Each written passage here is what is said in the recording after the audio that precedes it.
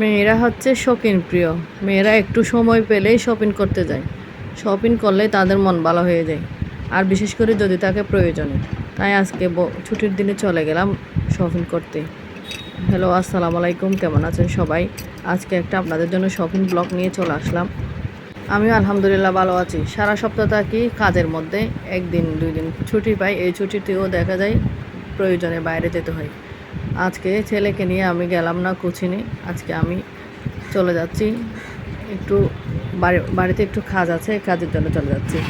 প্রথমে আমরা চলে গেলাম একটা রিক্সা নেওয়ার পরে রিক্সা নিয়ে চলে গেলাম আমরা অ্যাক্সেস রোডে যাওয়ার পথে আমাদের অনেক বড় একটা বিপদ হয়েছিল। একটা গাড়ি আমাদের এক পাশে একদম আমাদের গাড়িতে লেগে গেছিলো, কিন্তু দেখা যাচ্ছে আল্লাহর অশেষ রহমত আমরা বেঁচে গেলাম।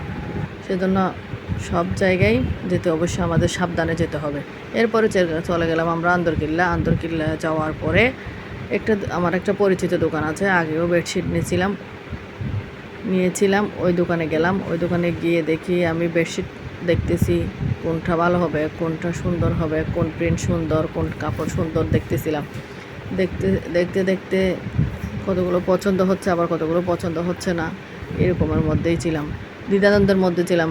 সব বেডশিট পছন্দ হয়, কিন্তু সাদা বেডশিট তো নেওয়া যায় না। সাদা বেডশিট দেখা যায় বিশেষ করে পানিতে আয়রন থাকলে সাদা বেডশিটগুলো একদম কালো হয়ে যায়, লালচে টাইপের হয়ে যায়।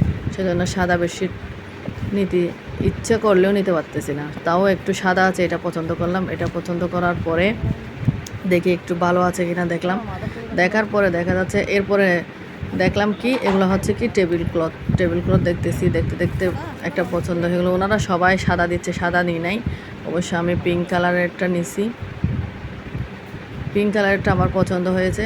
পিঙ্ক না, এটা একটু মানে বেগুনি টাইপের আর কি।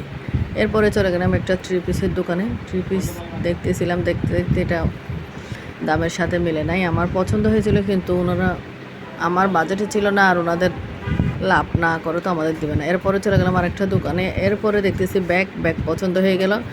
ব্যাগটা নিয়ে নিলাম। কেমন হলো ব্যাগটা কমেন্ট বক্সে জানাবেন। এরপরে আরও কতগুলো ব্যাগ দেখতেছিলাম। তারপরে একটা জিনিস খুঁজতে যেমন ছুরি মিলাতে পারতেছি না।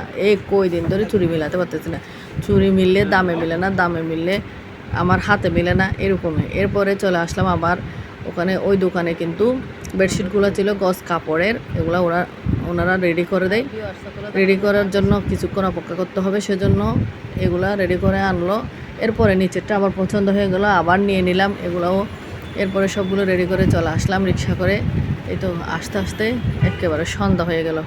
আসার পরে রিক্সাওয়ালা মামাকে টাকা দিয়ে তারপর চলে আসলাম বাড়িতে।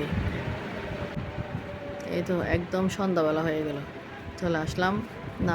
নামার পরে দেখা যাচ্ছে একদম অনেক ভারী সব বেডশিট। তো একদম 7-8টা বেডশিট, ব্যাগ সব কিছু মিলিয়ে অনেক ভারী। দেখা এটা 3টা বেডশিট এখানে, আরেকটাতে হচ্ছে 4টা বেডশিট, একই রকম সবগুলা। আর এটা হচ্ছে টেবিল ক্লথ, এটা হচ্ছে ব্যাগ।